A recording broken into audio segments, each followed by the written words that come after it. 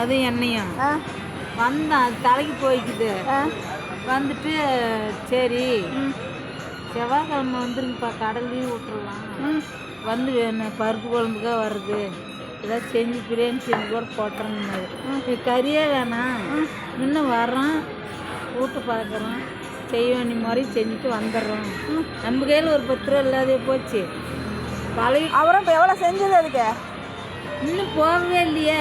இப்போ போகணுமா? அதுதான் சொல்லிகிட்டு இருக்குது. போய் அரளிப்பூ எடுக்கணும் 4 மணிக்கு. 7 மணிக்கு பார்ப்பாங்க. என்ன பண்ணாலும் அந்த அக்கா வந்தால் வீட்டுக்கு போகிறோம். செவ்வாய்க்கிழமை நேரமும் வந்தோம்னா பார்த்து வீட்டுக்கு போகிறோம். பிரியாணி செஞ்சு போட்டால் தான் போகிறதே. பிரியாணி நமக்கு வேணான்னு தான் சொல்கிறோம். பரவாயில்ல. எவ்வளோ மொய் வைக்கிறது? இதுதான் நம்ம கையில் உள்ளது வைக்கலாம்பா. நீ நானும் பழகிட்டோம், வர சொல்கிறீங்க. எங்களுக்கு உண்டானது இருக்காதா? எப்படி 3 மணிக்கு எழுந்திரிச்சு பூ எடுக்கிறதுனால தான் கண்ணால் சவுந்துருக்குதா? ஆமாம், 3 மணிக்கு 2 மணிக்கு பூ எடுக்கலன்னா வேலைக்கு ஆகாது. எத்தனை கிலோ வருது அரளிப்பூ?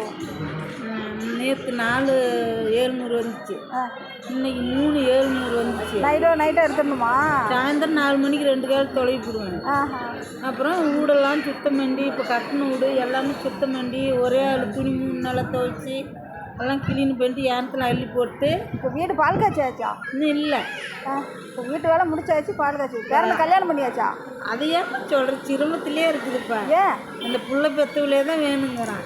அவன் வேணான்னு சொல்லி குழந்தைய கை வச்சுக்கிட்டு அந்த பையன் என்ன பண்ணிவிட்டான், 3 வயசு பையன், அப்பா அப்பா இந்த கண்ணு முட்டாய்க்கு அந்த சாக்லேட்டு அதை வாங்கி கொடுக்க சொல்லி அவனை ஆசை பண்ணிடுச்சு. சரி, கல்யாணம் கம்மனு பண்ணி வச்சுற. அதை நானாக பண்ண மாட்டேக்கிறேன்.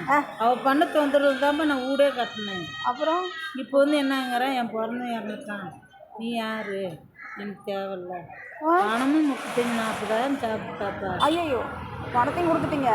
எல்லாம் அவன் கொடுத்துட்டுருக்குறான். ஒன்றும் முடியல, அளவுக்கும் போனோம், செய்ய வேண்டிய முறையும் செஞ்சுட்டு வந்தோம். செய்யாருல. செய்யாரா பொண்ணு? செய்யாரு.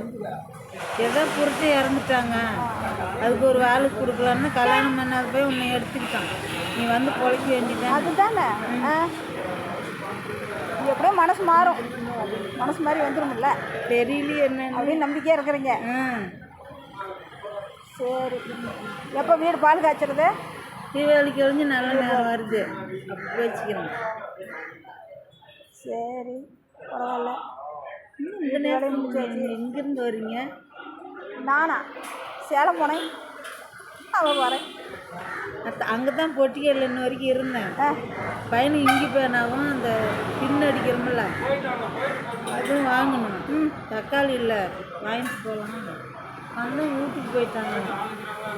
அது கொஞ்ச நேரம் தூங்கி அப்போ தான் வருவாங்க. உடனே வந்துடுவாங்களாம்.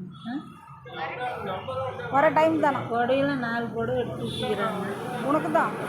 எனக்கு அப்பா எனக்கு இன்னும் ஆளை விடு. ஏன் ஒரு புடவை எடுத்துக்கோ, நிஜமாலுமே தான். நான் எடுத்து கொடுக்கட்டா? வேண்டாம், வா. அட எடு, புடவை எடுக்கிறதுக்கு என்ன அவ்வளோ கஷ்டமாக இருக்குது? அப்பா ஓவருப்பா. என் செலவு எப்போ தான் இல்லாத இருக்குது? செலவெல்லாம் நிறையா இருக்குது. அப்புறம் என்ன ஒரு புடவை எடுக்கிறதுல? புடவை எடுக்கலாம். இதெல்லாம் கட்டினா அப்படியே அட்டகாசமாக இருப்பேன். நாளைக்கு நீ இதை கட்டிக்கிட்டு வர, நான் வீடியோ போடுறேன். ரேட் எவ்வளோ? 500 ரூபா தான். நிஜமாலுமே 500 ரூபா தான். நீ எடுத்துக்கிட்டு வச்சுக்கிறியா? நிஜமாலுமே புடவை 500 ரூபா தான். உங்கள் மாமியார் எடுத்து வந்து உங்களுக்கு வச்சுக்கிட்டு இருக்கீங்க.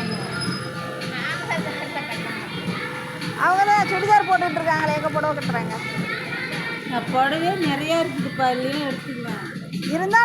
இருந்தாலும் பரவாயில்ல, ஒன்று எடுத்து கட்ட வேண்டியது தானே. எல்லாமே கட்டலாம், எங்கே போயிருக்கு. இது கூட நூல் புடவை, இவங்களுக்கு லைக் படாது. இது நல்லா இருக்கும். ஆமாம், அதுதான் முந்தானி. அது ப்ளவுஸு, இது முந்தானி.